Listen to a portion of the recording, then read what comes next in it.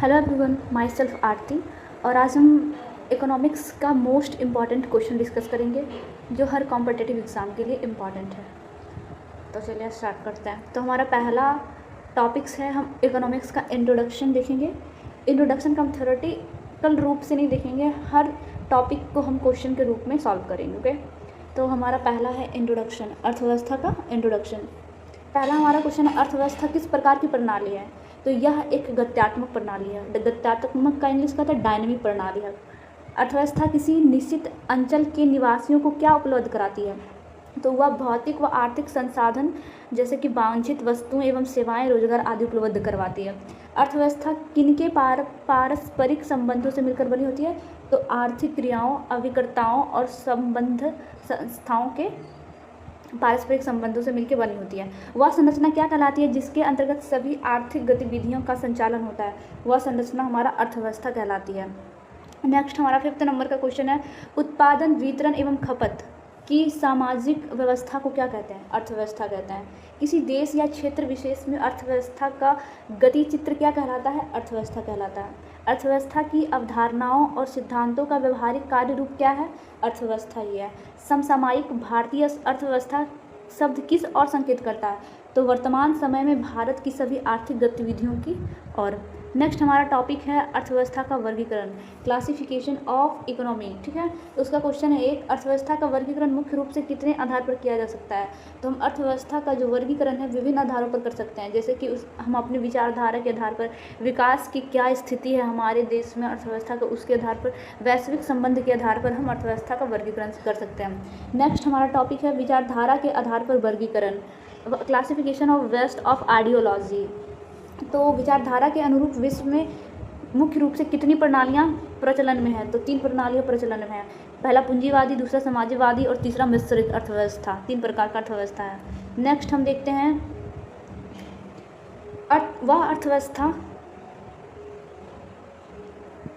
वह अर्थव्यवस्था क्या कहलाती है जिसमें व्यापार या व्यवसाय का नियंत्रण सरकार के हाथ में ना होकर बाजार के हाथों में होता है? वह अर्थव्यवस्था पूंजीवादी अर्थव्यवस्था कहलाती है, कैपिटलिस्टिक अर्थव्यवस्था कहलाती है।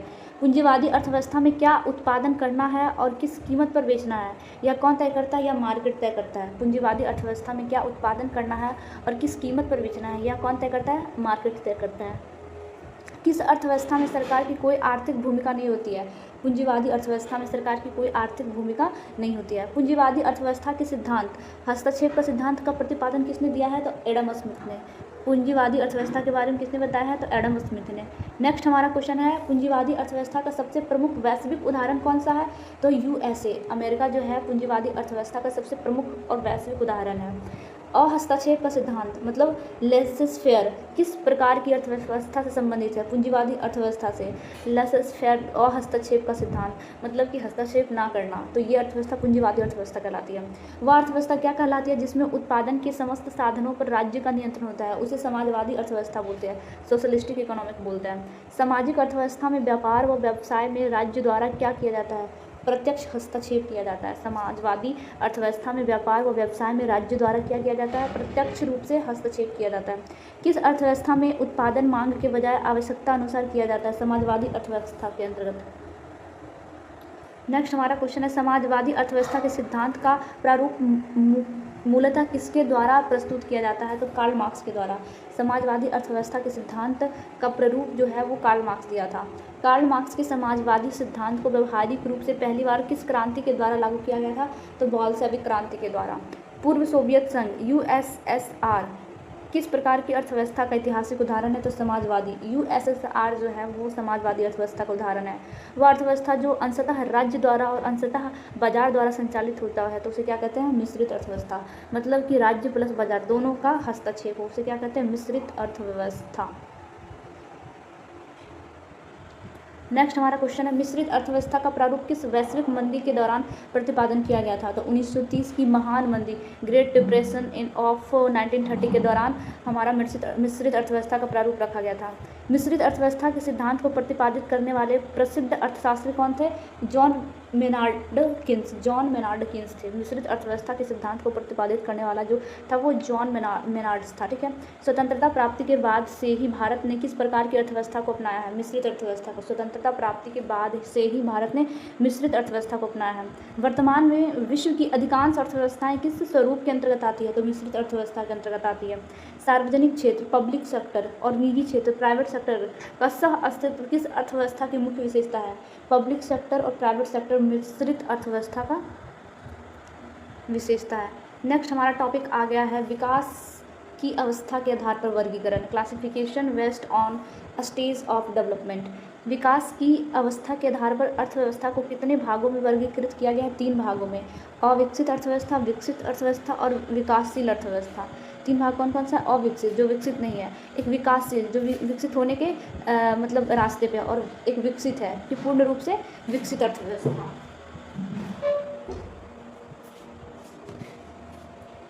वह देश या स्थान जहाँ प्राकृतिक भौतिक तथा मानवीय संसाधनों में से कोई भी एक नगण्य हो क्या कहलाता है? अविकसित अर्थव्यवस्था।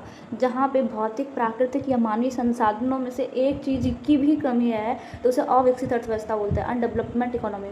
ध्रुवीय क्षेत्रों या रेगिस्तान किस प्रकार की आर्थिक अवस्था के भौगोलिक उदाहरण है? अविकसित अर्थव्यवस्था का।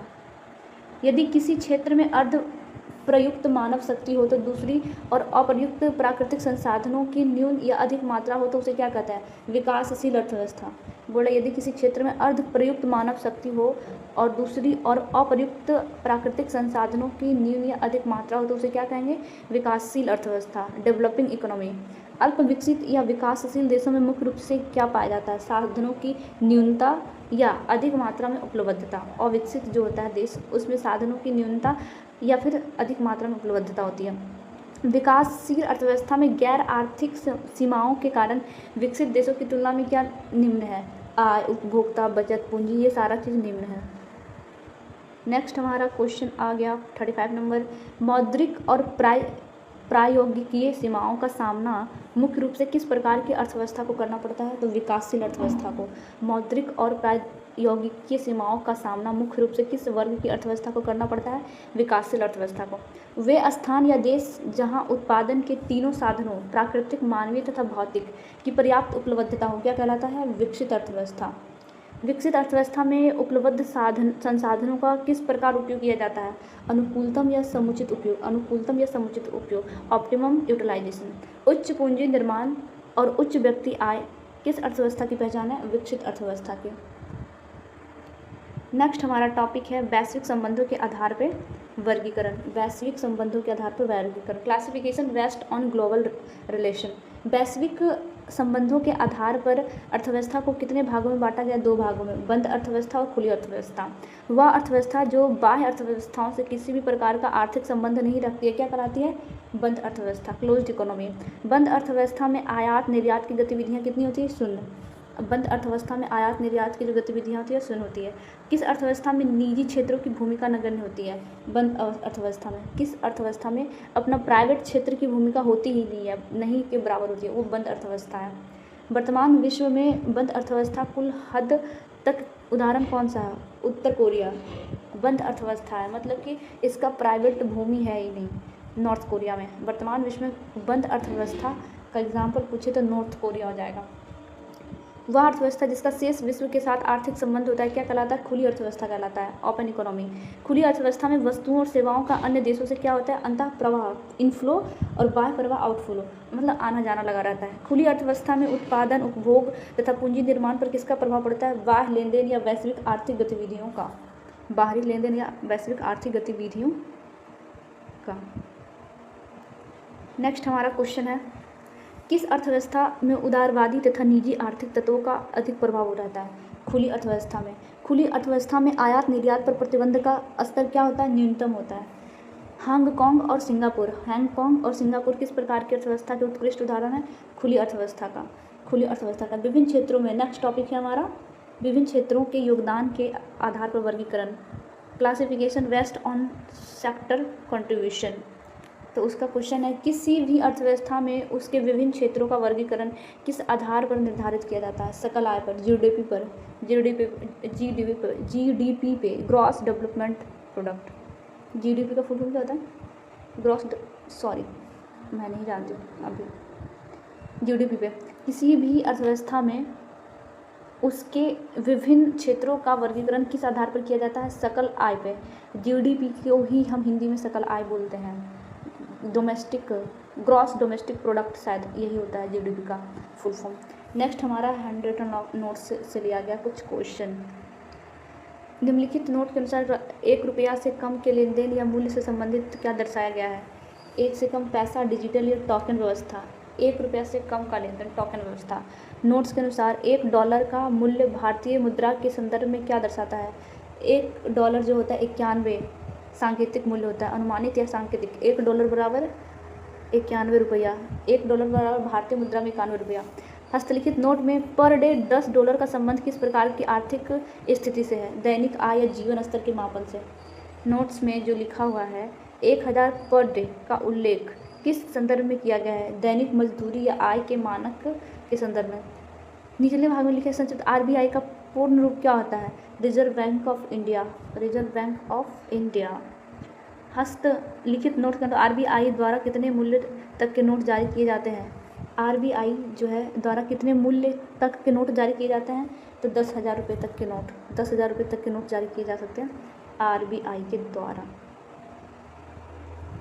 नेक्स्ट क्वेश्चन है, भारत सरकार गवर्नमेंट ऑफ इंडिया द्वारा कितने मूल्य तक के सिक्के जारी किए जा सकते हैं? 1,000 तक के सिक्के।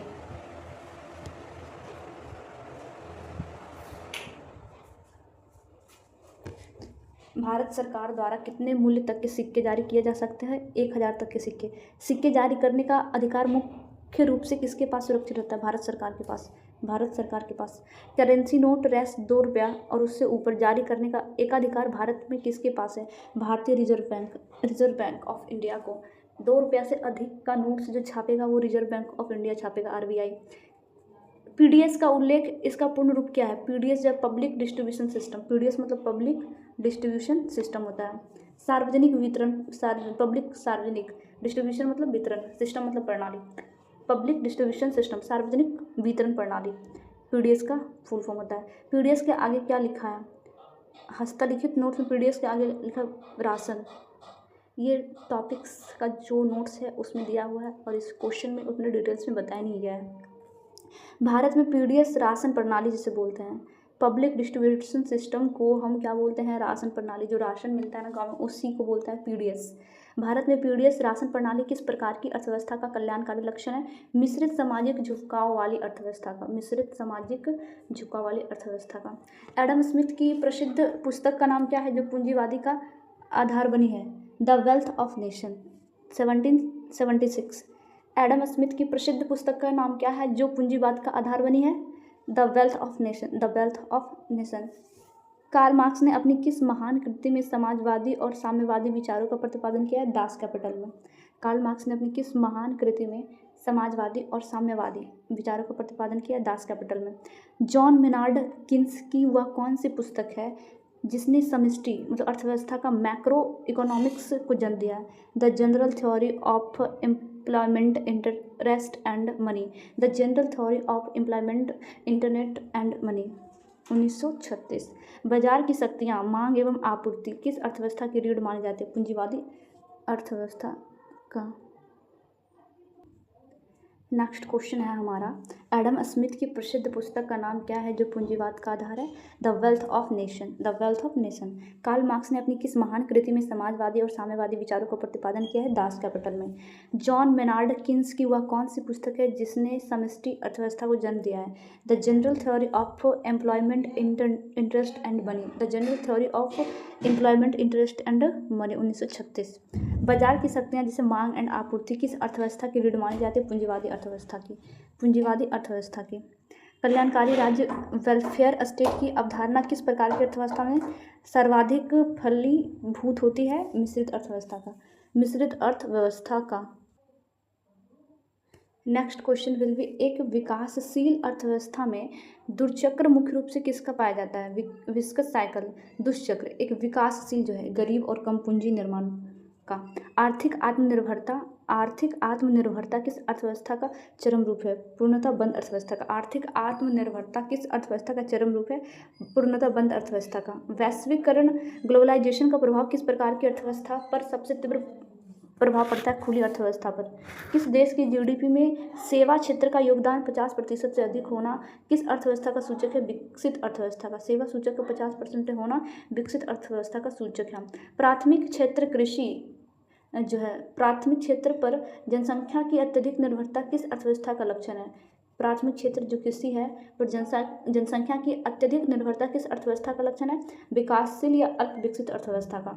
पूंजीवादी अर्थव्यवस्था में उपभोक्ताओं की स्थिति को क्या कहते हैं? उपभोक्ता की संप्रभुता, कंज्यूमर सॉवरिंग। समाजवादी अर्थव्यवस्था का मुख्य उद्देश्य क्या होता है? सामाजिक कल्याण और समानता, सोशल वेलफेयर होता है। मिश्रित अर्थव्यवस्था में निजी क्षेत्र पर नियमन का कार्य कौन करता है? राज्य या सरकार करता है। राज्य या सरकार करता है। क्या वर्तमान वैश्विक परिदृश्य में कोई भी देश पूर्णतः बंद अर्थव्यवस्था का पालन करता है? नहीं।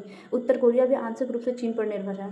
नेक्स्ट हमारा क्वेश्चन 77 नंबर, आर्थिक अर्थव्यवस्था, आर्थिक विकास, इकोनॉमिक डेवलपमेंट और आर्थिक समृद्धि, इकोनॉमिक ग्रोथ में से कौन सा व्यापक है? आर्थिक विकास, क्योंकि इसमें गुणात्मक परिवर्तन है। आर्थिक, इकोनॉमिक डेवलपमेंट और इकोनॉमिक ग्रोथ में कौन सबसे ज़्यादा अच्छा है? तो इकोनॉमिक हमारा डेवलपमेंट, आर्थिक विकास, क्योंकि इसमें गुणात्मक परिवर्तन होता है। पूंजी निर्माण, कैपिटल फॉर्मेशन किस पर निर्भर होता है? कुल बचत और निवेश के स्तर पर। कितना हम निवेश किए हैं, लगाएं और कितना बचत हुआ, उसके स्तर को हम पूंजी निर्माण कहते हैं। भारत ने 1991 के आर्थिक सुधारों एलपीजी के बाद अपनी अर्थव्यवस्था को किस और अधिक झुकाया है? अधिक खुली और बाजार उन्मुख अर्थव्यवस्था की ओर। भारत ने 1991 के आर्थिक सुधारों एलपीजी के बाद अपनी अर्थव्यवस्था को किस और अधिक झुकाया है? अधिक खुली और बाजार उन्मुख अर्थव्यवस्था की ओर। अधिक खुली और बाजार उन्मुख अर्थव्यवस्था की ओर। बोल्शेविक क्रांति किस वर्ष हुई थी जिसने समाजवाद को धरातल पर उतारा? वर्ष 1917 में रूस में हुआ था। समाजवाद को धरातल पर उतारने वाला बोल्शेविक क्रांति 1917 में हुआ था। नेक्स्ट हमारा क्वेश्चन है, किसने कहा था कि बाजार एक अदृश्य हाथ, इंडिविजुअल हैंड की तरह काम करता है? एडम स्मिथ ने। किसने कहा था कि बाजार एक अदृश्य हाथ की तरह काम करता है? एडम स्मिथ ने। मिश्रित अर्थव्यवस्था में कीमतों का निर्धारण कैसे होता है? मिश्रित अर्थव्यवस्था में कीमतों का निर्धारण बाजार की शक्तियों और सरकारी नियंत्रण, मूल्य सीमा दोनों के द्वारा होता है। अविकसित अर्थव्यवस्था में मानव संसाधन की क्या स्थिति होती है? वह अप्रत्याशित या अर्धप्रयुक्त होता है। अप्रत्याशित या अर्धप्रयुक्त होता है।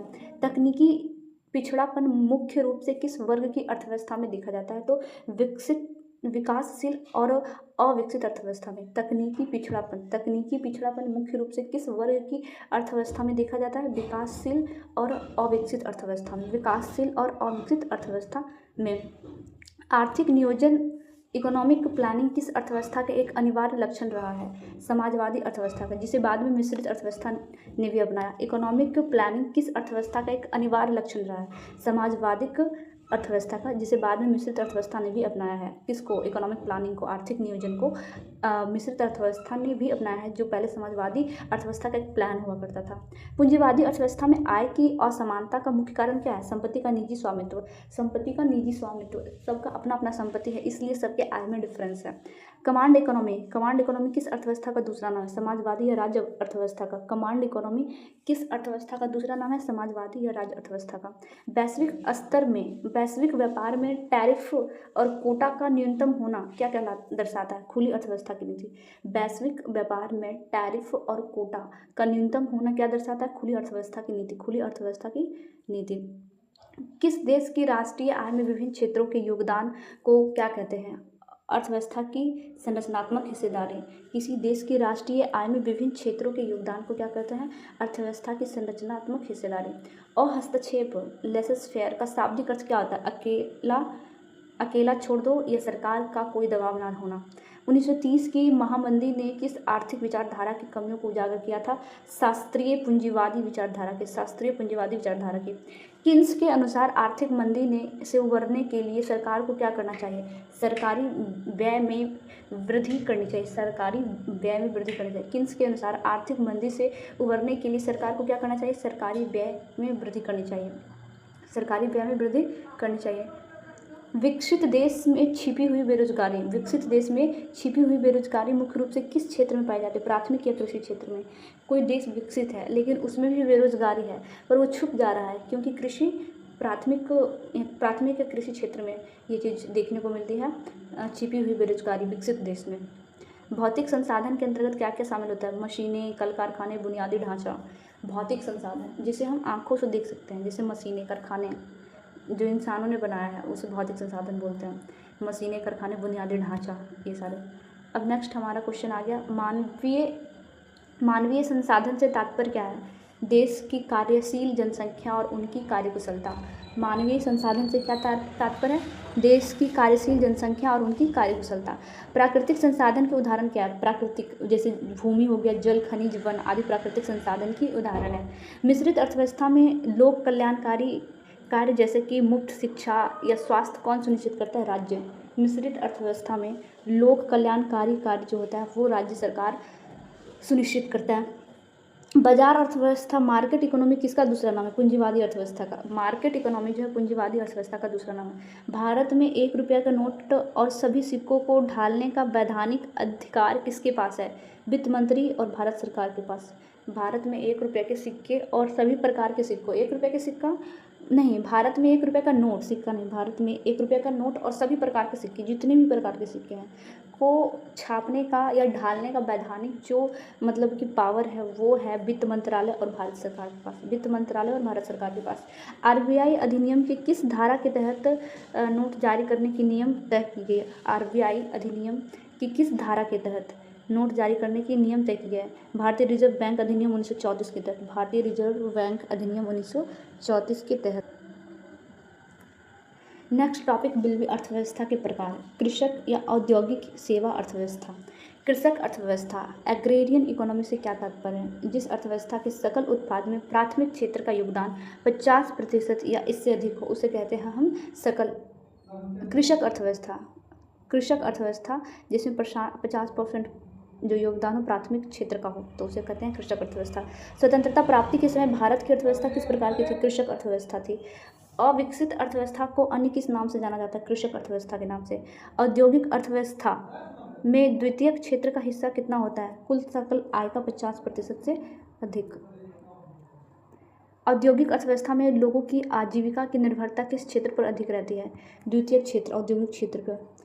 दिए गए पाठ के अनुसार पूरा यूरोप और अमेरिका ऐतिहासिक रूप से किस अर्थव्यवस्था की स्थिति में रहा है?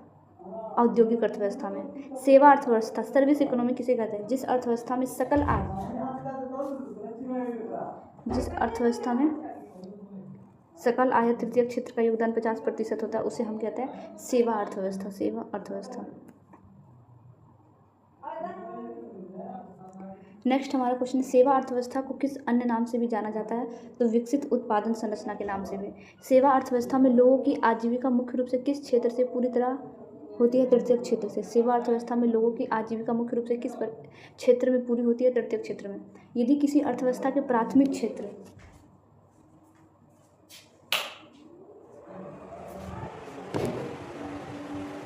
यदि किसी अर्थव्यवस्था के प्राथमिक क्षेत्र में सकल उत्पादन का हिस्सा न्यूनतम 50% हो तो वह क्या कहलाती है? कृषक अर्थव्यवस्था।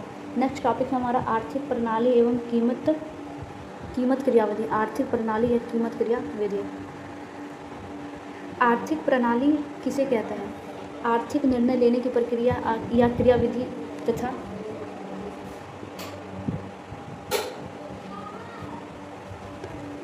आर्थिक प्रणाली किसे कहते हैं? आर्थिक निर्णय लेने की प्रक्रिया, क्रियाविधि तथा कार्यशील संरचना के संयुक्त रूप को। मिश्रित कीमत क्रियाविधि, मिक्स्ड प्राइस मैकेनिज्म क्या है? आर्थिक निर्णय की वह विधि जिसमें कुछ भागों में क्रेता व विक्रेता को मुक्त व्यापार की छूट हो और कुछ क्षेत्रों में सरकार का नियंत्रण हो। मिश्रित कीमत क्रियाविधि पर आधारित अर्थव्यवस्था को क्या कहते हैं? मिश्रित अर्थव्यवस्था। बाजार कीमत क्रियाविधि, मार्केट प्राइस मैकेनिज्म के तहत कीमतों का निर्धारण कैसे होता है? क्रेता व विक्रेता, खरीदारी और बेचने वाला के मध्य वस्तुओं और सेवाओं के आदान प्रदान के लिए मुक्त रूप से मोल भाव द्वारा। बाजार कीमत क्रियाविधि पर आधारित अर्थव्यवस्था को क्या कहते हैं? मुक्त अर्थव्यवस्था। प्रशासनिक कीमत क्रियाविधि एडमिनिस्ट्रेड प्राइस मैकेनिज्म में कीमतों पर किसका पूर्ण नियंत्रण होता है? सरकार या प्रशासन का। प्रशासनिक कीमत क्रियाविधि पर, प्रशासित कीमत क्रियाविधि पर आधारित अर्थव्यवस्था को क्या कहते हैं? नियंत्रित अर्थव्यवस्था। प्रशासित कीमत क्रियाविधि पर आधारित अर्थव्यवस्था को क्या कहते हैं? नियंत्रित अर्थव्यवस्था। किस कीमत या क्रियाविधि में क्रेता व विक्रेता को परस्पर मोल भाव करने की स्वतंत्रता नहीं होती है? प्रशासित कीमत अर्थव्यवस्था क्रियाविधि में, प्रशासित कीमत क्रियाविधि में। नेक्स्ट हमारा क्वेश्चन है, फ्लो चार्ट के अनुसार आर्थिक प्रणाली के मुख्य दो घटक कौन से हैं? कार्यशील संरचना या क्रियाविधि? कार्यशील संरचना।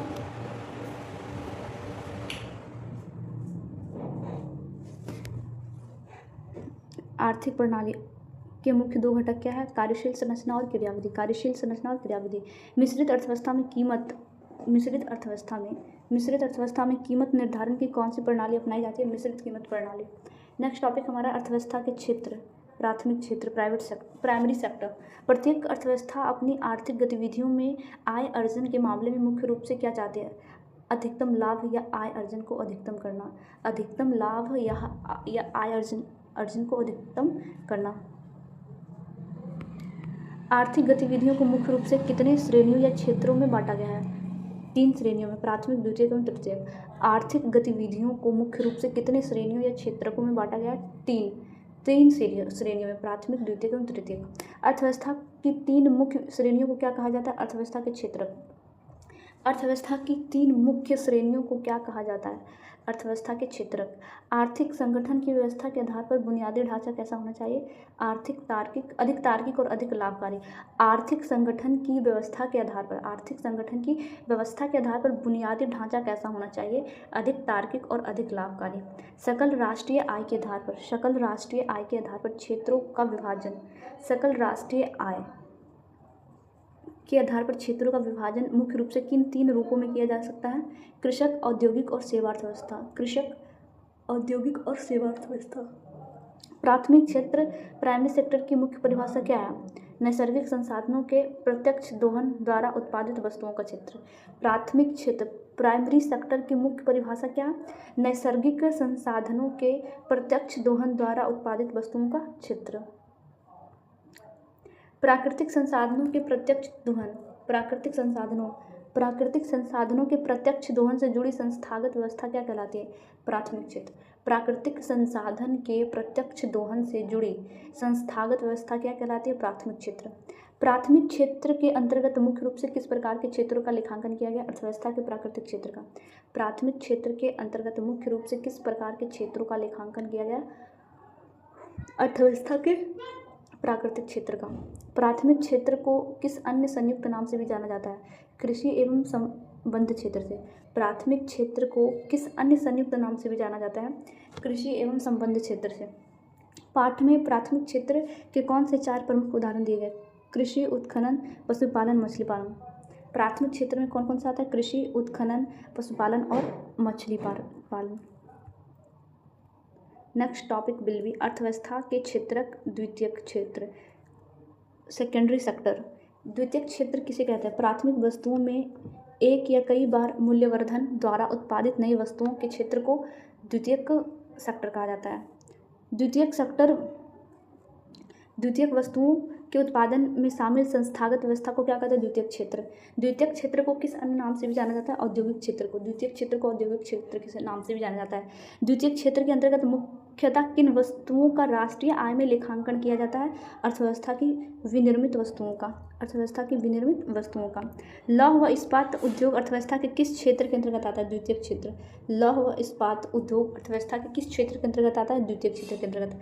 वस्त्र उद्योग और वाहन उद्योग किसके मुख्य उदाहरण है? द्वितीयक क्षेत्र का। वस्त्र उद्योग और वाहन उद्योग किसके मुख्य उदाहरण है? द्वितीयक क्षेत्र का। बिस्कुट आदि खाद्य पदार्थों का निर्माण अर्थव्यवस्था के किस क्षेत्र का हिस्सा है? द्वितीयक क्षेत्र का। और द्वितीयक क्षेत्र में आता है औद्योगिक क्षेत्र। मूल्यवर्धन की प्रक्रिया मुख्य रूप से किस क्षेत्र की बुनियादी विशेषता है? द्वितीयक क्षेत्र का। मूल्यवर्धन की प्रक्रिया मुख्य रूप से किस क्षेत्र की बुनियादी विशेषता है? द्वितीयक क्षेत्र की। प्राथमिक वस्तुओं को नए रूप या उपयोगी वस्तुओं में परिवर्तित करना क्या कहलाता है? विनिर्माण। प्राथमिक वस्तुओं को नए रूप में उपयोगी वस्तुओं में परिवर्तन कराना क्या कहलाता है? विनिर्माण। नेक्स्ट हमारा क्वेश्चन है, औद्योगिक क्षेत्र के अंतर्गत आने वाले दो विनिर्माण उद्योगों के नाम बताइए। लौह व इस्पात उद्योग तथा वस्त्र उद्योग। लौह इस्पात उद्योग तथा वस्त्र उद्योग, ये क्या है? विनिर्माण उद्योग है, विनिर्माण उद्योग। नेक्स्ट टॉपिक हमारा तृतीयक सेक्टर, टर्सरी सेक्टर आ गया, अर्थव्यवस्था का टर्सरी सेक्टर। तृतीयक क्षेत्र में मुख्य रूप से किसे शामिल किया गया? विभिन्न प्रकार की सर्विसेज को, सेवाओं के उत्पादन कार्य में लगी संस्थागत व्यवस्था को क्या कहते हैं? तृतीयक क्षेत्र या सेवा क्षेत्र बोलते हैं। जैसे बैंकिंग और बीमा अर्थव्यवस्था के किस क्षेत्र के अंतर्गत आता है? तृतीयक क्षेत्र के अंदर, तृतीयक क्षेत्र के अंतर्गत आता है।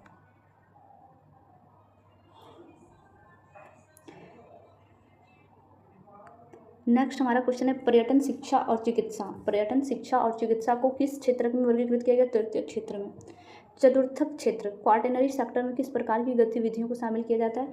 बौद्धिक गतिविधियों को, इंटेलेक्चुअल एक्टिविटीज़ को। चतुर्थक सेक्टर में हम बौद्धिक गतिविधियों को मतलब शामिल करते हैं। सरकार संस्कृति और पुस्तकालय को अर्थव्यवस्था के किस विशिष्ट क्षेत्र में रखा गया? चतुर्थक क्षेत्र में।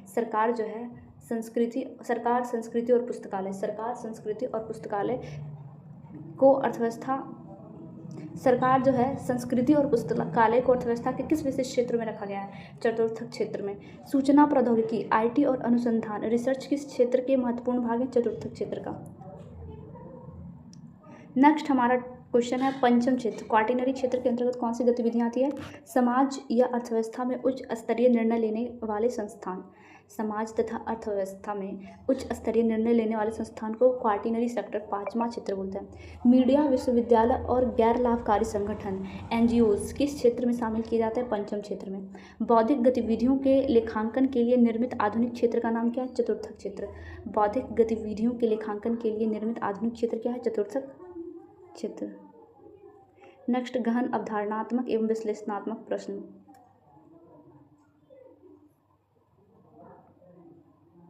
नेक्स्ट हमारा क्वेश्चन है, कार्यशील संरचना के आधार पर महत्व की दृष्टि से आर्थिक प्रणाली को किन दो भागों में बांटा गया है? रणनीतिक महत्व की और गैर रणनीतिक महत्व की ओर। क्रिया विधि के आधार पर किस कीमतों के प्रकार कौन से दर्शाए गए हैं? बुनियादी कीमत, सहयोगी कीमत, बाजार कीमत, प्रशासित कीमत और मिश्रित कीमत। बुनियादी कीमत, सहयोगी कीमत, बाजार कीमत, प्रशासित कीमत और मिश्रित कीमत। यदि किसी देश की 60% आबादी कृषि पर निर्भर है और जीडीपी में प्राथमिक क्षेत्र का योगदान 52% है तो वह अर्थव्यवस्था कैसा होगा? कृषक अर्थव्यवस्था है। यदि किसी अर्थव्यवस्था का विनिर्माण औद्योगिक क्षेत्र का योगदान 55% है, उससे क्या कहते हैं? औद्योगिक अर्थव्यवस्था बोलेंगे।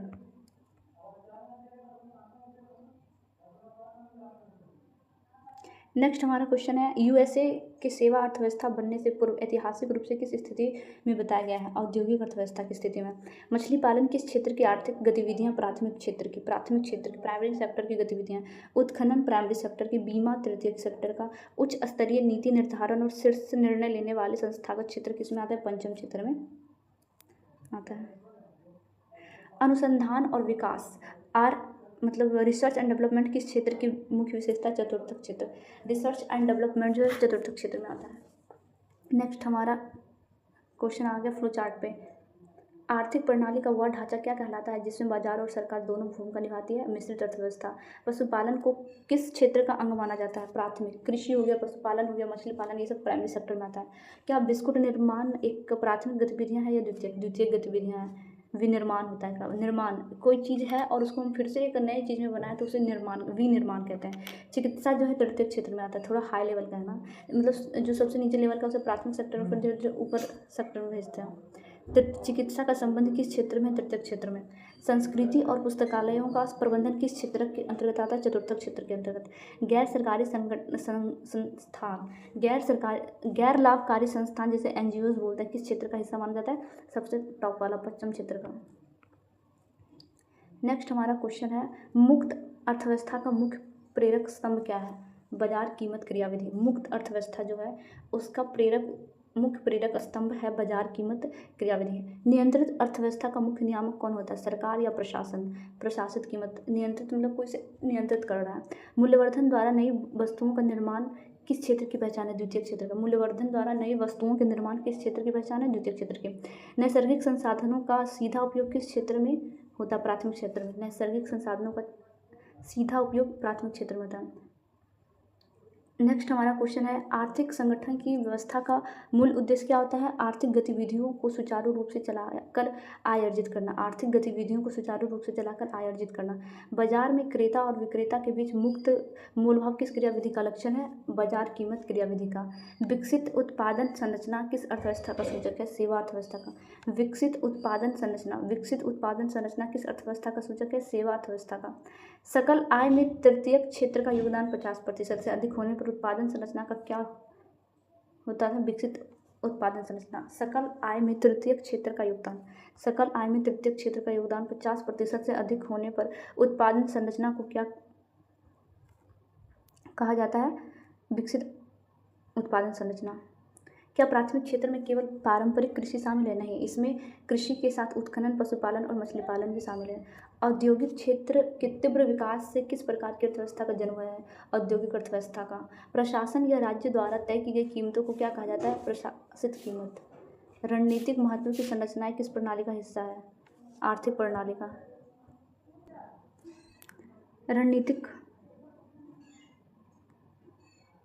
रणनीतिक महत्व की संरचनाएं किस प्रणाली का हिस्सा है? रणनीतिक महत्व की संरचनाएं किस प्रणाली का हिस्सा? आर्थिक प्रणाली की कार्यशीला संरचना का। सहयोगी कीमत और बुनियादी कीमत का वर्गीकरण फ्लोचार्ट में किसके अंतर्गत किया गया है? क्रियाविधि के अंतर्गत। सहयोगी कीमत और बुनियादी कीमत, इन दोनों का जो वर्गीकरण है वो क्रियाविधि के अंतर्गत किया गया है। नेक्स्ट हमारा क्वेश्चन है, विश्वविद्यालय यूनिवर्सिटीज किस विशिष्ट आर्थिक क्षेत्र का उदाहरण है? पंचम क्षेत्र का।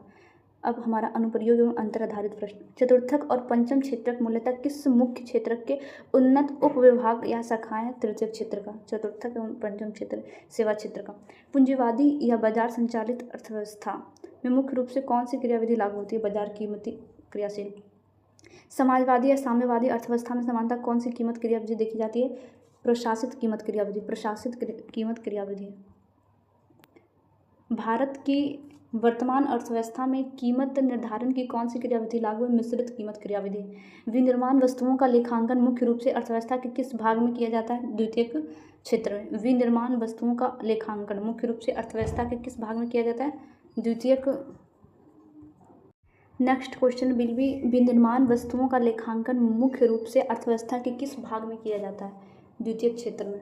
प्राकृतिक क्षेत्रों का लेखांकन कहाँ किया जाता है? प्राथमिक क्षेत्र में। शिक्षा किस क्षेत्र की सेवा गतिविधि है? तृतीय क्षेत्र की। उच्च स्तरीय सरकारी नीतिगत निर्णय किस क्षेत्र के अंतर्गत आते हैं? पंचम क्षेत्र के। सूचना प्रौद्योगिकी आईटी को चतुर्थ क्षेत्र में क्यों रखा गया है? क्योंकि यह उच्च बौद्धिक और ज्ञान आधारित गतिविधि है। क्या वस्त्र उद्योग प्राथमिक क्षेत्र का हिस्सा है? नहीं, यह द्वितीयक औद्योगिक क्षेत्र का हिस्सा है। नेक्स्ट क्वेश्चन, समग्र आर्थिक समझ पर आधारित प्रश्न। चतुर्थ क्षेत्र को किस एक मुख्य शब्द में परिभाषित किया जाता है? बौद्धिक गतिविधियों।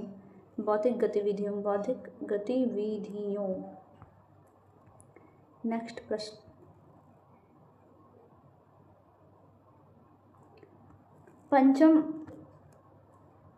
पंचम क्षेत्र को किस मुख्य कार्य के लिए जाना जाता है? उच्च स्तरीय नीतिगत निर्णय लेने के लिए।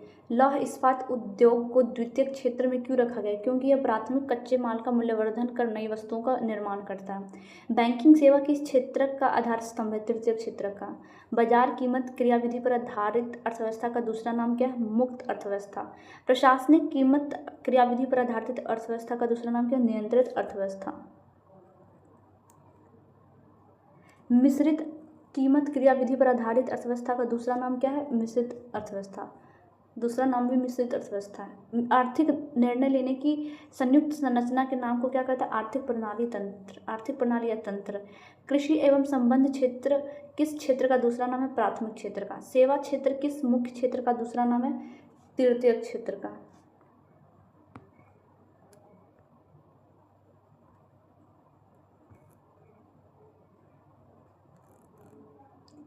नेक्स्ट हमारा है मीन्स ऑफ प्रोडक्ट टॉपिक। उत्पादन के साधन। उत्पादन के साधनों के अंतर्गत भूमि शब्द से क्या तात्पर्य है? प्राकृतिक द्वारा मुक्त में उपहार। स्वरूप दिए गए सभी प्राकृतिक संसाधनों जैसे नदियों, पर्वत, खनिज, धूप आदि। मानव शरीर तथा मस्तिष्क में पाई जाने वाली उत्पादन शक्ति को क्या कहते हैं? श्रम। शरीर की उत्पादन शक्ति को किस प्रकार का श्रम कहा जाता है? शारीरिक श्रम। मस्तिष्क की उत्पादन शक्ति को अर्थव्यवस्था में कौन सा श्रम कहा जाता है? बौद्धिक श्रम। मानव निर्मित संसाधन की उत्पादन शक्ति को क्या कहते हैं? मानव निर्मित उत्पादन शक्ति को पूंजी कहते हैं, पूंजी। स्वरूपगत लक्षणों के आधार पर पूंजी को कितने भागों में विभाजित किया गया है? 3 भागों में। स्वरूपगत लक्षणों के आधार पर पूंजी को कितने भागों में विभाजित किया गया? 3 भागों में। स्वरूपगत लक्षणों के आधार पर पूंजी को 3 भागों में कौन से हैं? भौतिक पूंजी, वित्तीय पूंजी और बौद्धिक पूंजी। भौतिक पूंजी, वित्तीय पूंजी और बौद्धिक पूंजी। स्वरूपगत आधार पर पूंजी के 3 भाग कौन से हैं? भौतिक, वित्तीय और बौद्धिक पूंजी। किस शक्ति को एक संश्लिष्ट उत्पादन शक्ति माना गया है? उद्यम को। किस शक्ति को एक संश्लिष्ट उत्पादन शक्ति माना गया? उद्यम को। उद्यम का निर्माण किन 3 प्रकार की उत्पादन प्रवृत्तियों के मिलने से होता है? नवाचार प्रवृत्ति, प्रबंधन प्रवृत्ति और जोखिम प्रवृत्ति। उद्यम का निर्माण किन 3 प्रकार की उत्पादन प्रवृत्तियों को मिलने से होता है? नवाचार प्रवृत्ति, प्रबंधन प्रवृत्ति और जोखिम प्रवृत्ति। किसी कार्यक्रम में नए विचारों एवं संसाधनों के उपयोग, नए विचारों और संसाधनों का उपयोग को अपनाने की प्रवृत्ति क्या कहलाती है? नवाचार प्रवृत्ति। विभिन्न प्रकार के संसाधन कारकों के उत्पादन प्रयासों को संगठित पर निर्धारित उद्देश्य प्राप्ति की प्रवृत्ति को क्या कहते हैं? प्रबंधन प्रवृत्ति। नापे तोले रूप में जानबूझकर जोखिम उठाने की प्रकृति को क्या कहते हैं? जोखिम प्रवृत्ति। नेक्स्ट हमारा टॉपिक है आर्थिक समृद्धि, विकास और अल्प विकास। आर्थिक समृद्धि, विकास और अल्प विकास। आजकल सभी लोग मुख्य रूप से किस आर्थिक सिद्धांत पर लगातार ध्यान दे रहे हैं? आर्थिक समृद्धि के सिद्धांत पर। क्या वर्तमान समय में आर्थिक समृद्धि की कोई एक सर्वमान्य परिभाषा मौजूद है? नहीं, इसकी कोई सर्वमान्य परिभाषा नहीं है। विभिन्न अर्थशास्त्रियों ने आर्थिक समृद्धि का क्या अर्थ लगाया है? अलग अलग अर्थशास्त्रियों ने इसका अलग अलग अर्थ लगाया है। कुछ अर्थशास्त्री आर्थिक समृद्धि की परिभाषा में किस प्रकार के अंतर मानते हैं? मूलभूत अंतर मानते हैं। पूंजीवाद या पारंपरिक विचारधारा के अनुसार आर्थिक समृद्धि को किस रूप में आसानी से मापा जा सकता है? राष्ट्रीय आय संबंधी समग्र राशियों के रूप में। आर्थिक समृद्धि को राष्ट्रीय आय राशियों के स्वरूप में मापने की विचारधारा का प्रतिपादन मुख्य रूप से क्या कहलाता है? संयुक्त राष्ट्र के विशेषज्ञों द्वारा किए गए अध्ययन में। संयुक्त राष्ट्र की विशेषताओं के उस प्रसिद्ध अध्ययन का नाम क्या है जिसमें समृद्धि की परिभाषा मिलती है? Measure of economic development in under development countries. संयुक्त राष्ट्र के विशेषज्ञों में उस प्रसिद्ध अध्ययन का नाम क्या है जिसमें समृद्धि की परिभाषा मिलती है? Measure of economic development in under development countries.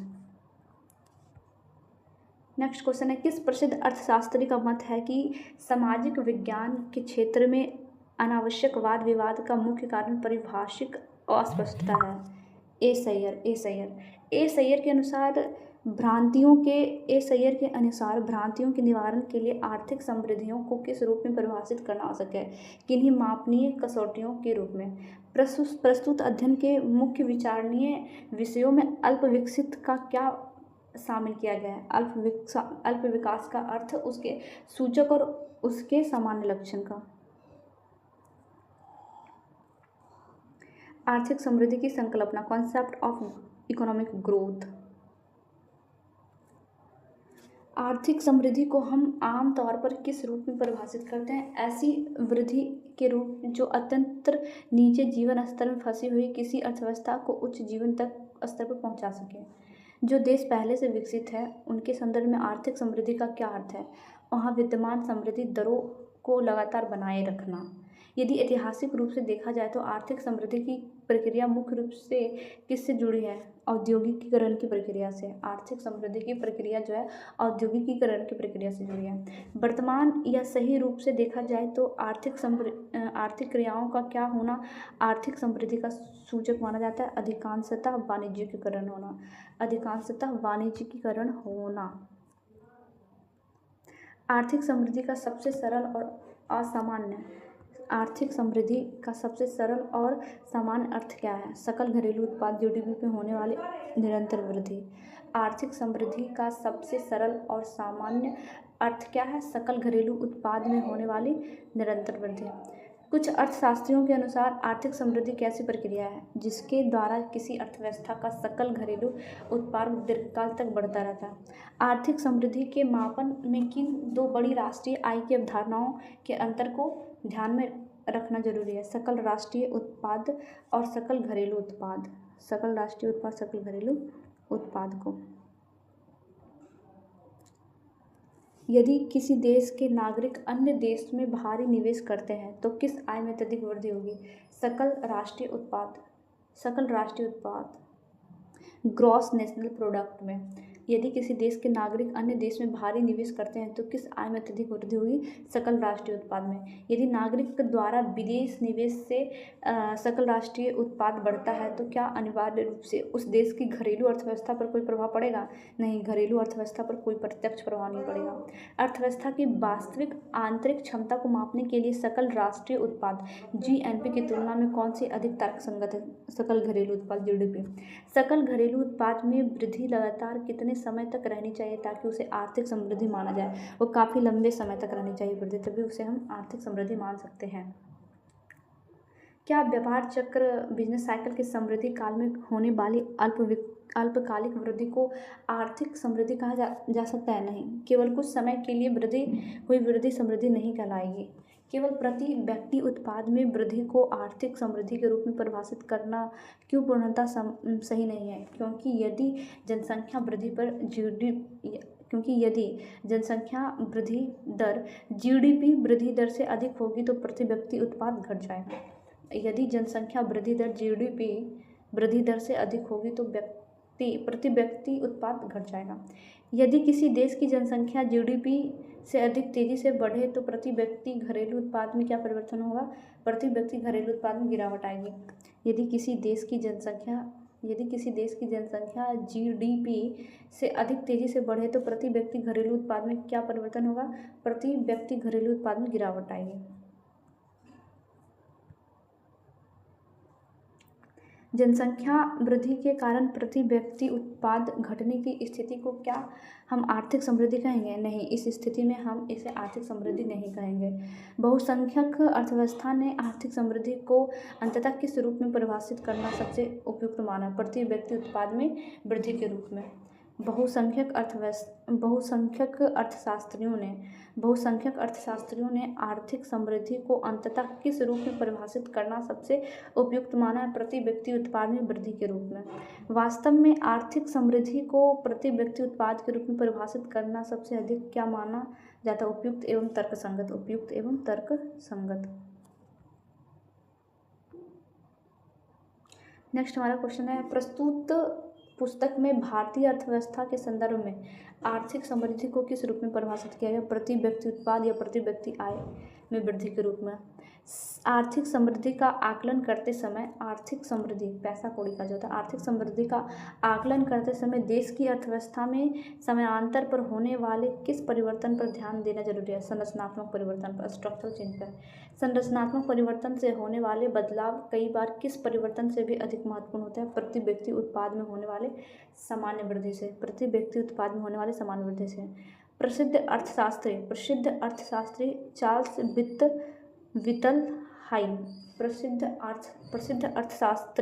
Charles वित्तलहाइम ने आर्थिक समृद्धि के संदर्भ में क्या महत्वपूर्ण बात कही है?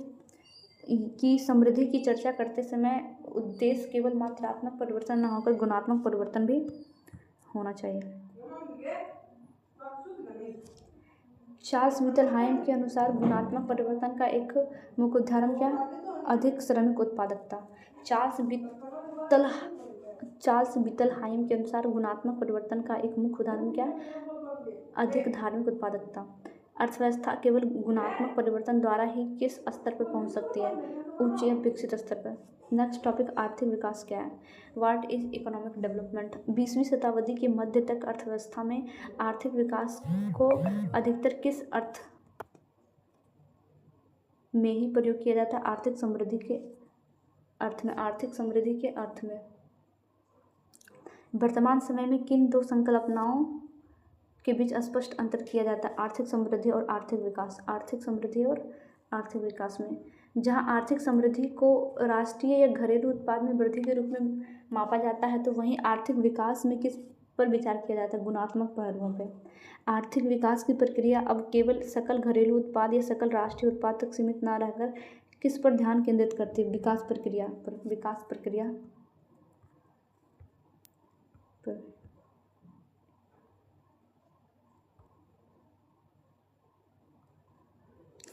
प्रकृति द्वारा निःशुल्क प्रदत्त उपहारों को उत्पादन के किस प्रकार कारक में शामिल किया जाता है? भूमि पर। प्रकृति द्वारा निःशुल्क प्रदत्त उपहारों को उत्पादन के किस कारक में शामिल किया जाता है? भूमि। पहाड़, खनिज और समुद्र उत्पादन के किस साधन के अनिवार्य अंग हैं? भूमि के। पहाड़, खनिज और समुद्र उत्पादन के किस साधन के अनिवार्य अंग है? भूमि के। शारीरिक श्रम का मुख्य चालक क्या होता है? मनुष्य की शारीरिक उत्पादन शक्ति। मनुष्य की शारीरिक उत्पादन शक्ति। बौद्धिक श्रम का मुख्य आधार क्या होता है? मनुष्य की मानसिक या बौद्धिक क्षमता। पूंजी का निर्माण किसके द्वारा किया जाता है? मानव द्वारा। मानव निर्मित संसाधन है पूंजी।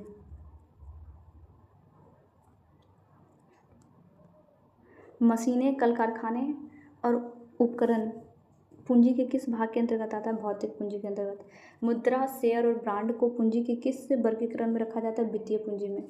पेटेंट, कॉपीराइट और तकनीकी ज्ञान किस प्रकार की पूंजी का उदाहरण है? बौद्धिक पूंजी का।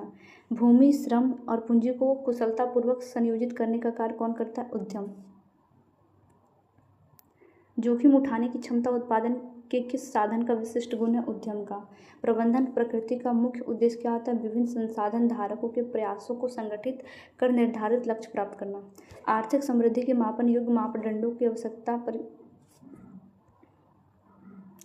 किसने बल दिया है? ए श्रेया ने। अल्प विकसित देश के लिए आर्थिक समृद्धि का प्राथमिक लक्ष्य क्या होता है? जीवन स्तर को अत्यंत निचले स्तर से उठाना। जीवन स्तर को अत्यंत निचले स्तर से उठाना। विकसित देश के लिए समृद्धि का क्या अर्थ है? अपनी वर्तमान समृद्धि दर को स्थिर बनाए रखना। ऐतिहासिक रूप से आर्थिक समृद्धि की पूर्व शर्त किसे माना गया? औद्योगिकीकरण को। आर्थिक गतिविधियों का व्यवसायीकरण या बाजार उन्मुख होना क्या कहलाता है? वाणिज्यीकरण। दीर्घकालिक दृष्टि से जीडीपी में निरंतर वृद्धि क्या दर्शाती है? आर्थिक समृद्धि। जीएनपी का पूर्ण रूप क्या है? Gross national product. जीडीपी का पूर्ण रूप क्या है? Gross domestic product. विदेशी नीतियों से होने वाली आय मुक्त रूप से किससे जुड़ी जाती है? जीएनपी से। सकल राष्ट्रीय उत्पाद से। किस देश की भौगोलिक सीमा के भीतर उत्पादित कुल वस्तुओं और सेवाओं का मूल्य क्या होता है? सकल घरेलू उत्पाद। व्यापार चक्र के उतार चढ़ाव के कारण होने वाले क्षणिक वृद्धि क्या समृद्धि? व्यापार चक्र के उतार चढ़ाव के कारण होने वाली क्षणिक वृद्धि क्या समृद्धि है? नहीं। जनसंख्या वृद्धि दर का जीडीपी वृद्धि दर से अधिक होना क्या प्रभाव डालता है? प्रति व्यक्ति आय को घटा देना। आर्थिक समृद्धि को मापने का सबसे व्यवहारिक और स्वीकृत पैमाना क्या? प्रति व्यक्ति आय की वृद्धि। संरचनात्मक परिवर्तन का क्या अर्थ होता है? अर्थव्यवस्था के प्राथमिक, द्वितीयक और तृतीयक क्षेत्रों के योगदान का समय अनुसार। चार्ल्स विटल हाई के अनुसार विकास की वास्तविक पहचान क्या है? मात्रात्मक के साथ साथ गुणात्मक परिवर्तन होना। श्रमिकों की कार्य कुशलता और दक्षता में वृद्धि किसका उदाहरण है? गुणात्मक परिवर्तन। गुणात्मक परिवर्तन का।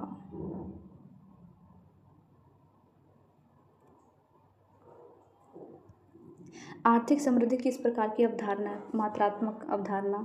आर्थिक समृद्धि मात्रात्मक अवधारणा। आर्थिक विकास किस प्रकार की अवधारणा है? गुणात्मक।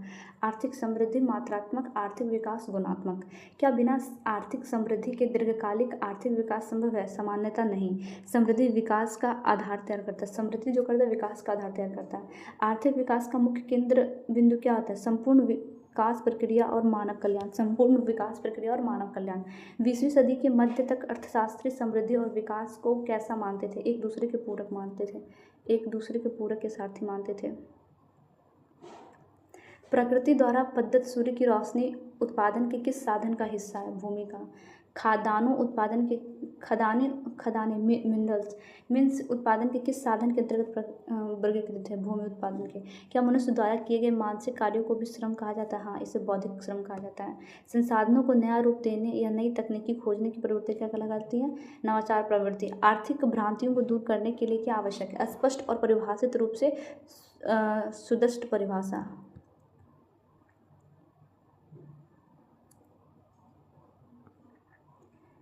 यूनाइटेड नेशन यूएन के विशेषज्ञों ने आर्थिक समृद्धि का अध्ययन मुख्य रूप से किन देशों के संदर्भ में कहा? अल्पविकसित देशों। आर्थिक समृद्धि अनडेवलप्ड कंट्रीज के संदर्भ में कहा गया है आर्थिक समृद्धि का नाम। दीर्घकाल लॉन्ग टर्म में उत्पादन का बढ़ना किस बात का सूचक है? अस्थायी आर्थिक समृद्धि का। किस देश के घरेलू आर्थिक स्वास्थ्य को जानने के लिए सबसे सटीक संकेतक क्या है? जीडीपी। क्या केवल मात्रात्मक उत्पादन बढ़ाना ही चार्ल्स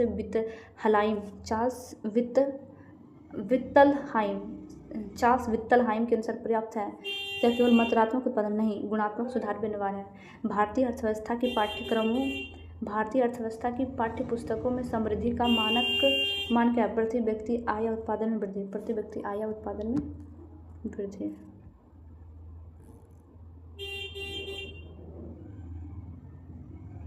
व्यापार चक्र के कुल कितने मुख्य चरण होते हैं जिनका प्रभाव समृद्धि पर पड़ता है?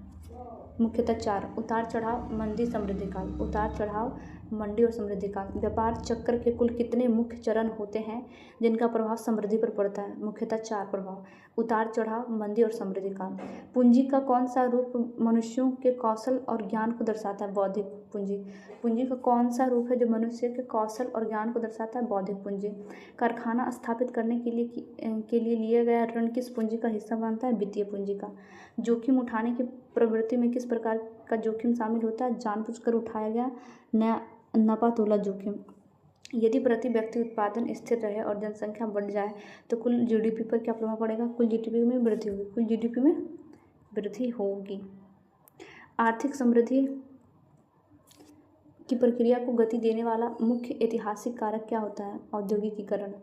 वाणिज्यिकरण का सीधा संबंध अर्थव्यवस्था के किस पक्ष से है? बाजार और व्यापार के विस्तार से। क्या किसी देश का विकास केवल उसकी जीडीपी या रैंकिंग से आंका जा सकता है? नहीं, इसके लिए शिक्षा, स्वास्थ्य और गुणात्मक पहलुओं को देखना होगा। प्रस्तुत पृष्ठ के अनुसार आर्थिक विकास की आधुनिक परिभाषा का मुख्य बल किस पर है? संपूर्ण विकास प्रक्रिया के गुणात्मक सुधार पर। संपूर्ण विकास प्रक्रिया के गुणात्मक सुधार पर। नेक्स्ट हमारा टॉपिक है विकास और राष्ट्रीय उत्पादन की अवधारणा। विकास और राष्ट्रीय उत्पादन की अवधारणा। आर्थिक विकास के मुख्य लक्ष्यों में किसे शामिल किया गया? गरीबी उन्मूलन को। पारंपरिक अर्थशास्त्र के अनुसार गरीबी का निवारण किसके बढ़ने से माना जाता है? सकल राष्ट्रीय उत्पाद, जीएनपी के बढ़ने से माना जाता है गरीबी का निवारण। जीएनपी बढ़ेगा तो सकल राष्ट्रीय आय बढ़ेगा। तो आधुनिक समय में केवल राष्ट्रीय उत्पादन की वृद्धि दर के स्थान पर किस पर ध्यान देना जरूरी है? राष्ट्रीय उत्पाद की संरचना, स्ट्रक्चर पर। अर्थशास्त्र में विकास से संबंधित कितनी मुख्य धाराएं पाई गई? 2। पारंपरिक विचारधारा और नई विचारधारा। पारंपरिक विचारधारा के अनुसार आर्थिक विकास का क्या अर्थ है? सकल घरेलू उत्पादन में वृद्धि।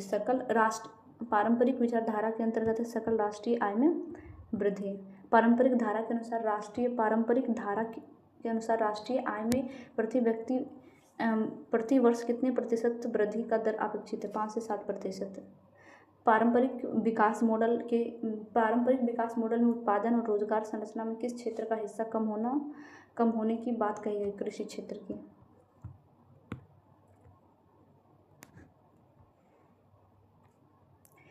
विकास की पारंपरिक प्रक्रिया में किन 2 क्षेत्रों का हिस्सा बढ़ने का अनुमान लगाया गया है? विनिर्माण क्षेत्र और तृतीयक सेक्टर का। मैन्युफैक्चरिंग क्षेत्र और तृतीयक सेक्टर का। किस दशक में पारंपरिक विकास मॉडल की विफलताओं को व्यवहारिक तौर पर देखा गया है? 20वीं शताब्दी के छठे और 7वें दशक, 1960-1970 के दशक में। 1960-1970 के दशक में अल्प विकसित देश की कितने प्रतिशत जनसंख्या को आर्थिक समृद्धि से कोई लाभ नहीं हुआ? लगभग 40% जनसंख्या को। आर्थिक समृद्धि के बावजूद विकासशील देशों में किन 3 समस्याओं में सुधार नहीं हुआ है? गरीबी, असमानता और बेरोजगारी में। पारंपरिक विकास मॉडल के असफल होने पर अर्थशास्त्रियों ने किस अवधारणा को तिलांजलि दी है? परंपरागत विकास की अवधारणा को। आधुनिक युग में आर्थिक विकास की नई परिभाषा के तहत मुख्य उद्देश्य क्या रखा गया है? गरीबी, असमानता और बेरोजगारी का निवारण। नई विचारधारा के तहत आर्थिक विकास को किस नारे या संकल्पना से परिभाषित किया गया? पुनर्वितरण के साथ संबंधित। नेक्स्ट हमारा क्वेश्चन है, पिछले कुछ दशकों में अर्थशास्त्रियों ने किन देशों की समस्याओं में विशेष रुचि दिखाई है? अल्प विकसित देशों में। क्या वर्तमान में अल्प विकास की कोई सामान्य या सहज परिभाषा उपलब्ध है? नहीं, इसमें कोई सर्वमान्य परिभाषा नहीं है। संसार के विभिन्न देशों को किन दो मुख्य श्रेणियों में विभाजित करना कठिन कार्य है? विकसित और अल्प विकसित में। विश्व के देशों के बीच मुख्य असमानता किन संसाधनों के वितरण में पाई जाती है? प्राकृतिक और मानवीय संसाधनों में। संसाधनों के अलावा देशों के बीच अन्य कौन सा महत्वपूर्ण अंतर पाया जाता है? पूंजी निर्माण की स्तर, तकनीकी ज्ञान और आर्थिक संगठन।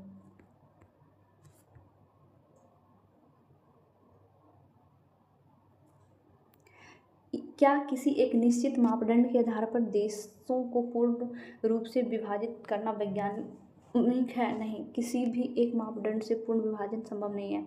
संयुक्त राज्य अमेरिका, इंग्लैंड तथा जर्मनी में किस प्रकार के संसाधनों की बहुतायत है? प्राकृतिक संसाधन की।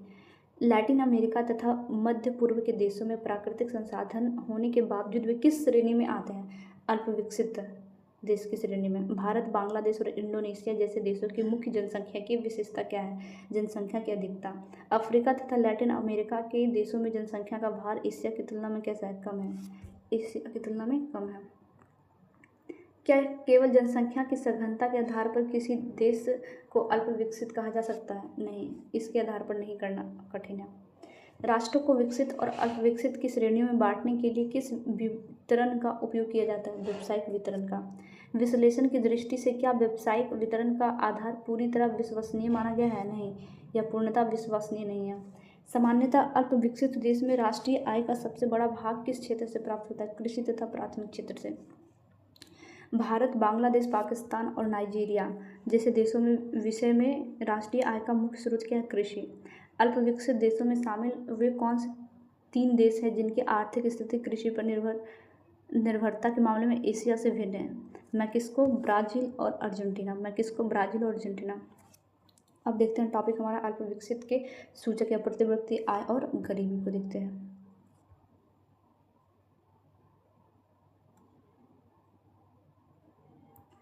संयुक्त राष्ट्र संघ यूएनओ के विशेषज्ञों ने अल्प विकसित देश किसे माना है? जिसकी प्रति व्यक्ति आय, वास्तविक आय विकसित देश से कम हो। यूएनओ के अनुसार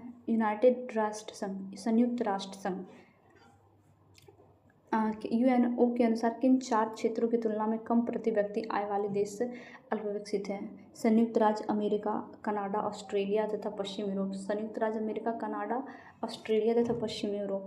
यूएनओ की परिभाषा के अनुसार अल्प विकसित देश मुख्य रूप से किन 3 महाद्वीपों में केंद्रित हैं? अफ्रीका, एशिया तथा लैटिन अमेरिका। अल्प विकसित के सूचक के रूप में नीची प्रति व्यक्ति आय की परिभाषा किस पर ध्यान केंद्रित करते हैं? प्रति व्यक्ति वास्तविक आय पर। आधुनिक अर्थशास्त्री विकास को किस प्रकार की प्रक्रिया के रूप में परिभाषित करते हैं? गरीबी, आर्थिक असमानताओं और बेरोजगारी निवारण की प्रक्रिया पर। गरीबी आधारित संकल्पना के अनुसार अल्प विकसित अंततः कैसी स्थिति है? एक दुखदायी भौतिक व मानसिक स्थिति। नेक्स्ट टॉपिक है हमारा अल्प विकसित या विकासशील देश के सामान्य लक्षण। अल्प विकसित देश में मतभेद के बावजूद क्या कुछ सामान्य लक्षण पाए जाते हैं? हाँ, कुछ ऐसे लक्षण हैं जो प्रायः सभी में समान है।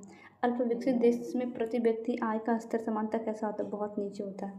नीची प्रति व्यक्ति आय के कारण इन देशों की अधिकांश आबादी किसमें जीवन गुजारती है? बहुत गरीबी में। अल्प विकसित देशों में पूंजी का अभाव का मुख्य कारण क्या है? व्यापक गरीबी। आय का स्तर नीचे होने के कारण अल्प विकसित देश में किसकी क्षमता का अभाव होता है? बचत करने की। बचत की क्षमता कम होने का सीधा प्रभाव किस आर्थिक कारण पर पड़ता है? पूंजी निर्माण की दर बहुत कम हो जाती है। पूंजी निर्माण की दर क्या होती है? बहुत कम हो जाती है। एशिया का वह कौन सा अति विकसित देश है जहां पूंजी निर्माण की दर बहुत ज़्यादा है? जापान। एशिया का सबसे बड़ा विकसित देश कौन सा है? जापान, जहां पूंजी निर्माण की दर बहुत ज़्यादा है। विकसित देश में पूंजी निर्माण की दर अधिक होने का क्या कारण है? वहाँ बचत दर अपेक्षाकृत अधिक होता है। अल्प विकसित देश में जनसंख्या वृद्धि की वार्षिक दर सामान्यतः कितनी या उससे अधिक होती है?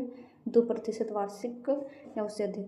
विकसित देशों की तुलना में अल्प विकसित देश में कौन सी चिकित्सा सुविधाएं मिलने लगती है जिनसे मृत्यु दर गिरती है? सामान्य चिकित्सा संबंध तथा अन्य आवश्यक सामान्य सुविधाएं। मृत्यु दर गिरने के बावजूद अल्प विकसित देशों में जनसंख्या तेजी से क्यों बढ़ती है? जन्म दर उच्च बनी रहने के कारण। अल्प विकसित देश में परिवार नियोजन कार्यक्रमों के असफल होने के 3 मुख्य कारण क्या हैं? गरीबी, अज्ञानता और धार्मिक रूढ़िवादिता। तीव्र जनसंख्या वृद्धि। जनसंख्या का भार के कारण इन देशों में किसका विकास कठिन हो जाता है? आर्थिक विकास। अल्प विकसित देशों की लगभग कितनी प्रतिशत जनसंख्या कृषि कार्य पर निर्भर है? 30 से 75% तक। कृषि पर अत्यधिक निर्भर के कारण इन देशों की राष्ट्रीय और आय और उत्पादन में किसका भाग महत्वपूर्ण होता है? कृषि क्षेत्र का। अल्प विकसित देश में कृषि जोतों का स्वरूप कैसा है? आर्थिक रूप से अलाभकारी और छोटे जोत होते हैं। अल्प विकसित देश में कृषि व्यवस्था में सुधार के लिए किस दिशा में प्रयास करने पड़ते हैं? भूमि सुधार और आधुनिक कृषि तकनीकी में दिशा में। वैचारिक विश्लेषण पर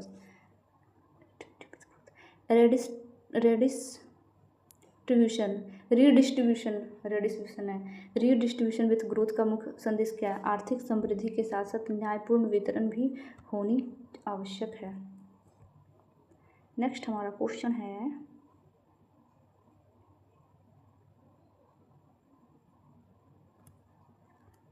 क्या केवल जीडीपी का बढ़ना देश के वास्तविक विकास का सूचक है? नहीं, जब तक आम जनता के जीवन स्तर में सुधार न हो। पूंजी निर्माण के लिए सबसे पहली बुनियादी आवश्यकता क्या है? बचत की उपलब्धता। पूंजी निर्माण के लिए सबसे पहली बुनियादी आवश्यकता क्या है? बचत की उपलब्धता। अल्प विकसित देश में दुष्चक्र कैसे काम करता है? कम आय, कम बचत, कम पूंजी निर्माण, कम आय। जापान के पास प्राकृतिक संसाधन कम होने के बावजूद भी वह विकसित क्यों है? उच्च तकनीकी ज्ञान और तीव्र पूंजी निर्माण दर के कारण। मध्य पूर्व मिडिल ईस्ट के देशों के पास प्रचुर प्राकृतिक संसाधन होने पर भी उन्हें अल्प विकसित क्यों माना गया है? औद्योगिक पिछड़ेपन और निम्न मानव विकास सूचना के कारण।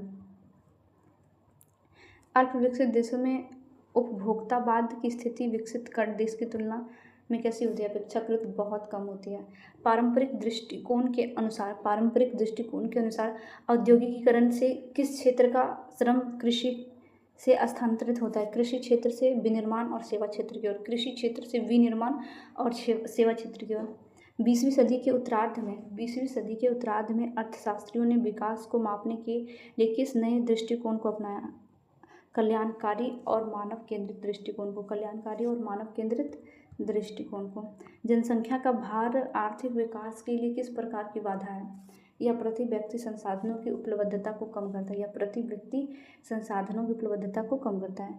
धार्मिक रूढ़िवादिता का सीधा संबंध किस सामाजिक कार्यक्रम की विफलता से जोड़ा गया है? परिवार नियोजन के। धार्मिक रूढ़िवादिता का सीधा संबंध किस सामाजिक कार्यक्रम की विफलता से जोड़ा गया? परिवार नियोजन।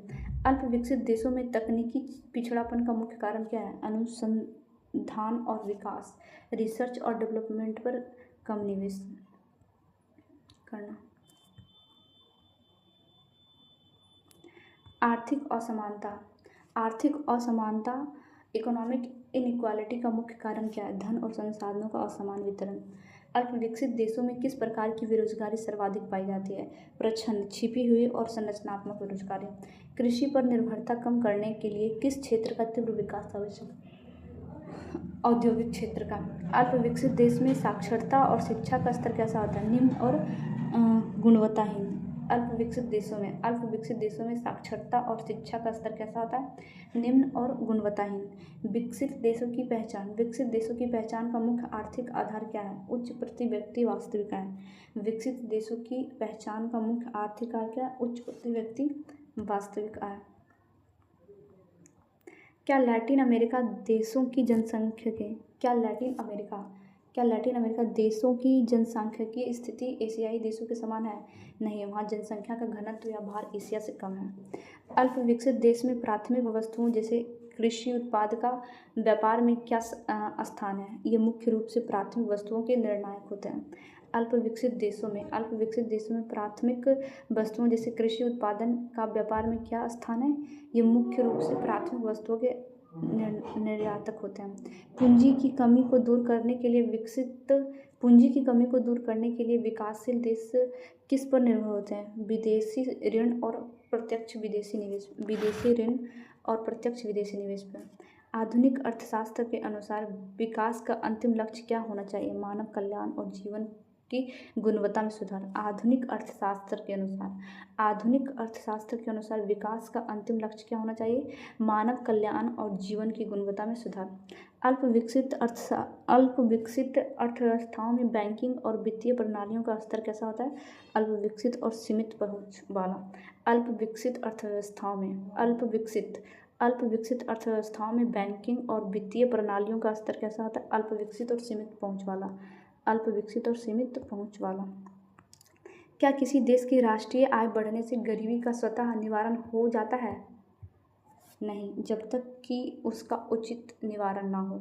क्या किसी देश की राष्ट्रीय आय बढ़ने से गरीबी का स्वतः निवारण हो जाता है?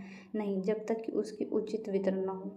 पारंपरिक अर्थशास्त्रियों ने विकास के किस पहलू की पूरी तरह उपेक्षा की है? सामाजिक न्याय और आय की समानता के। पारंपरिक अर्थशास्त्रियों ने विकास के किस पहलू की पूरी तरह उपेक्षा की थी? सामाजिक न्याय और आय की समानता के। अल्प विकसित देशों की शासन व्यवस्था में कौन सी मुख्य कमी आई है? अल्प विकसित देशों की शासन व्यवस्था में कौन सी मुख्य कमी आई है? संस्थागत कमजोरी और नीति क्रियान्वयन में शिथिलता। प्रति व्यक्ति आय की गणना का सूत्र क्या है? कुल राष्ट्रीय आय डिवाइडेड बाय कुल जनसंख्या। प्रति व्यक्ति आय कैसे निकलता है? कुल राष्ट्रीय आय, पूरे देश का आय क्या है और बचे उस देश की क्या जनसंख्या है। अल्प विकसित देशों में जन्म दर उच्च होने का एक सामाजिक कारण क्या है? शिक्षा का अभाव और बाल विवाह जैसी प्रथाएं।